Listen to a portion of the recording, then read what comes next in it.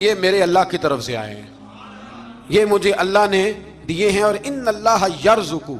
मन यशाउ बिगैर हिसाब, और जब रब किसी को रिज्क देता है तो फिर बगैर हिसाबो किताब ही अता फरमाता है।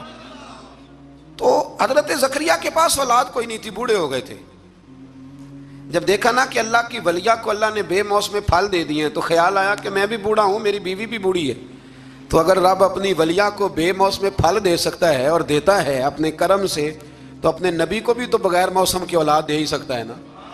अब मौसम तो गुजर गया, बुढ़ापा आ गया, लेकिन वहां खड़े होकर हजरत ज़करिया ने दुआ मांगी, रब ने कबूल फरमाई और हजरत यहया अलैहिस्सलाम हजरत ज़करिया को अता फरमाए। तो अगर वलिया की मेहराब के पास खड़े होकर अल्लाह के नबी दुआ मांगे